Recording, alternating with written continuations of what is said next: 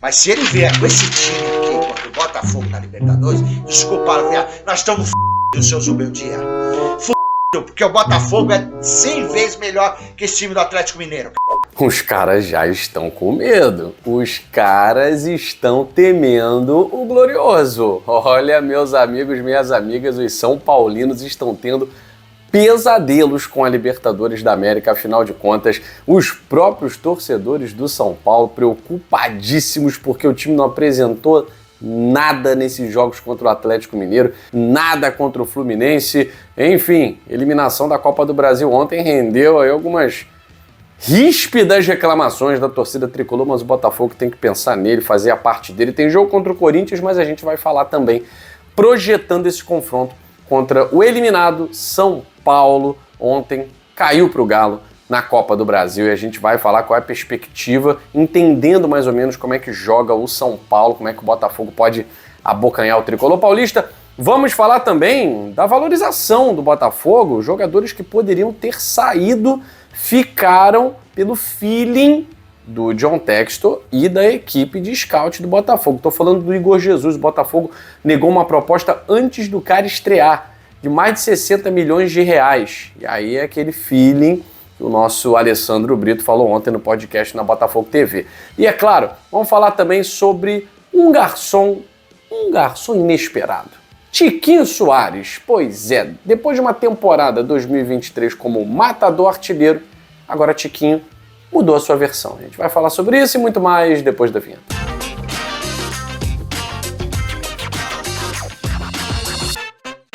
Bom, quero deixar um abraço para cada um de vocês ligadinhos aqui na nossa primeira edição, para vocês que estão seguindo o nosso Instagram, que está bombando. Sigam a gente também nas outras redes sociais, TikTok do GG também, lançando aí conteúdos. E é claro, se inscreve aqui no canal, deixa o seu like, compartilha com geral, porque aqui no YouTube, você sabe, todo dia é Botafogo. E vamos falar de Botafogo, falar de como os adversários estão enxergando o Botafogo. Olha, eu sou de uma época, né? Sou garoto. É verdade. Eu fiz 40 agora, né? Quer dizer, às vezes não. Garoto. Então eu peguei os anos 90 em que o São Paulo era uma espécie de referência internacional, né? São Paulo que foi campeão de Libertadores, campeão de Copa Toyota, né? 92, 93, campeão brasileiro, 91... Então, um time, assim, temido, nacional e internacionalmente. Quem diria que, em pouquíssimo tempo de SAF, o Botafogo, que mesmo nos anos 90, ganhou a final, inclusive do São Paulo em 1998, né? Mas quem diria que o Botafogo fosse ser temido da maneira como vem sendo? Parece que o São Paulo, com toda a sua tradição, com toda a sua história, então, parece que o São Paulo hoje ele é um time de meio de tabela e o Botafogo é visto como um bicho-papão. Eu tenho observado, eu tenho lido mensagens de torcedores do São Paulo nas redes sociais, Instagram, grupos de WhatsApp, pessoas têm me passado, como há um medo muito grande, não é nem da eliminação na Libertadores, é de não levar uma goleada. E aí, é claro, né, você tem aquela paixão do torcedor, tal, não sei o quê. Eu, como botafoguense, como jornalista, eu vejo a situação um pouco mais racionalmente, né? O Botafogo é superior ao São Paulo? Olha, tem aquele ditado, quem pode o mais, pode o menos. O Botafogo eliminou, nas oitavas de final da Libertadores, um time melhor do que o São Paulo, que é o Palmeiras.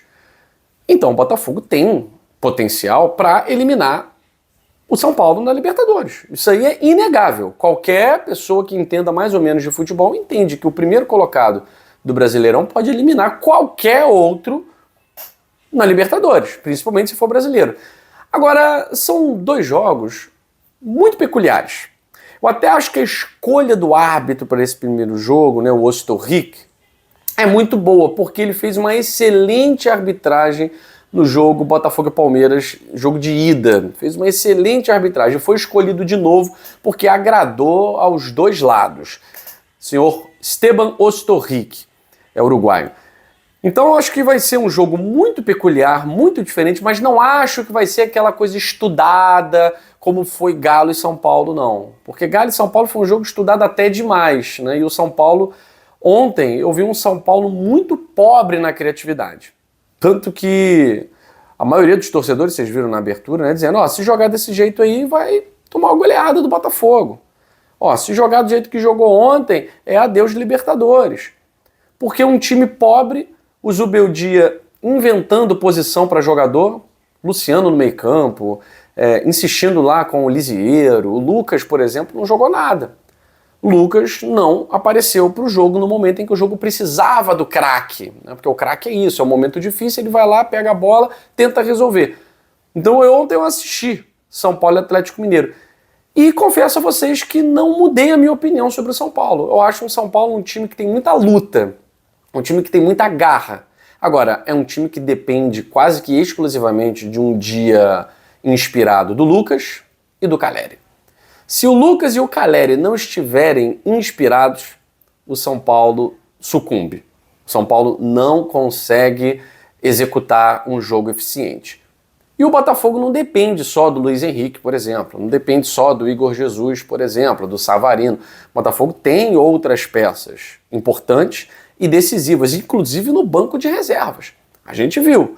O Igor Jesus não está bem. Você tem um outro jogador, vou falar dele inclusive, o Tiquinho Soares.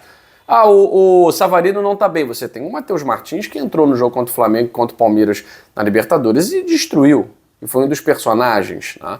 Então existem possibilidades nesse Botafogo para que nós possamos nos livrar das amarras que o Zubeldia vai tentar nos impor jogando no Nilton Santos. São Paulo deve, no Nilton Santos, jogar pela famosa uma bola. Então tem que ficar muito atento nessa saída com o Lucas. O Lucas, quando pega a bola no meio campo, a gente tomou um gol assim de São Paulo no Morumbi, né? O Lucas livre, pegando a bola, para fazer o que bem entendia, com espaço para servir os companheiros. Então a gente precisa ter muito cuidado, muito cuidado. Mas eu não vi nada além daquilo que eu já tinha visto nesse São Paulo que vai enfrentar o Botafogo pela Libertadores. Talvez por isso nós estejamos mais confiantes e talvez pela mesma razão eles estejam mais preocupados. E aí o que aconteceu? São Paulo fora da Libertadores da América, fora da Copa do Brasil. Então essa confiança, ela também vem da maneira como o mercado vem enxergando o Botafogo. Os próprios dirigentes vêm tratando o Botafogo. Isso reflete como os jogadores que chegam, enxergam o Botafogo. E eu tô falando do Igor Jesus, por exemplo. O Igor Jesus, que é um cara, o Alessandro Brito falou ontem no podcast na Botafogo TV, que é um cara que ele já vem observando há um tempo. Eles, o Alessandro Brito com a sua equipe, né, lá no Internacional e tal. Então, desde jovem, o Igor Jesus é muito observado no Curitiba. Olha como eles fazem esse mapeamento desde jovenzinho dos caras. E aí o Igor Jesus veio para o Botafogo, que era um desejo antigo. O Igor Jesus, inclusive, já até brincou, falou que no Curitiba o Botafogo falou assim, vou vestir essa camisa ainda. E tá vestindo muito bem. Mas o Botafogo, antes de o Igor Jesus estrear, recebeu uma proposta de 10 milhões de euros, mais de 60 milhões de reais. O Botafogo não gastou um centavo com o Igor Jesus e poderia simplesmente ganhar 60 milhões de reais, botar no cofre 60 milhões de reais sem fazer nada, absolutamente nada. E aí levaram a questão para o John Textor, né? O Alessandro Brito conta. E o John falou, mas o que vocês acham? E o pessoal falou, olha, é um garoto com potencial de seleção brasileira. Aí o John falou, seleção brasileira? Então vai jogar no Botafogo. Vai jogar no Botafogo. E tá aí no Botafogo jogando muita bola, fazendo seu Black Kamen Rider, produção. Enfim, aquele golpe lá. E tá tirando muita onda, é titular.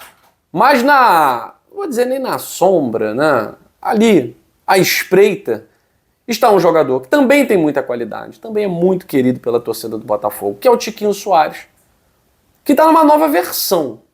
O Tiquinho que a gente viu em 2023 era um Tiquinho artilheiro. Decisivo não vou dizer, porque decisivo você pode ser também sem ser artilheiro. Mas essa nova faceta do Tiquinho Soares é uma faceta interessante. Vocês sabiam que ele é o líder de assistências do Botafogo em 2024? Pois é, Tiquinho Soares tem 8 assistências para gol no Botafogo.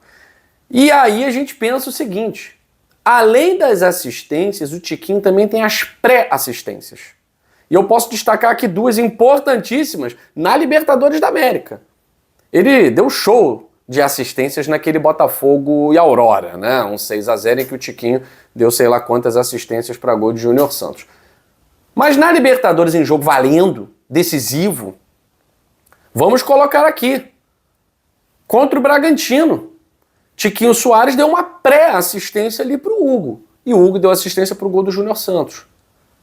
No jogo contra o Fortaleza, o último jogo do Botafogo, o Tiquinho Soares recebe de costas e dá uma pré-assistência de calcanhar, deixando o Marlon livre para tocar para o Igor Jesus fazer o segundo gol. Então, pré-assistência acaba não entrando na estatística do Tiquinho como garçom. Mas nessa temporada, um jogador como o Tiquinho, que tem uma mobilidade muito grande, né? Inclusive, eu tenho até visto alguns jornalistas lá do grupo GE, que cobrem o Botafogo, fazendo até uma comparação num podcast lá de como o Tiquinho Soares tem jogado nessa temporada de 2024 com o Evair. Vocês lembram do Evair, ex-atacante da seleção brasileira, brilhou demais no Palmeiras, no Vasco da Gama, foi campeão brasileiro. E nesse Vasco de 97, o Evair fazia exatamente esse pivô, né? Era um jogador de mobilidade, pivôzão, e aí servia muito Pedrinho, Edmundo. E o Tiquinho Soares tem se movimentado muito. É um jogador que mais sabe fazer pivô no futebol brasileiro, é o Tiquinho Soares. Tem uma movimentação impressionante. No gol do Fortaleza, o Tiquinho estava lá no campo defensivo, né?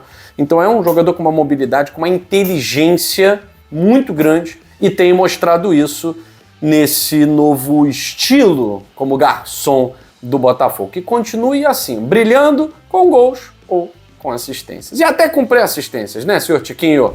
Eu fico por aqui. Um beijo grande no seu coração, saudações alvinegras, fui!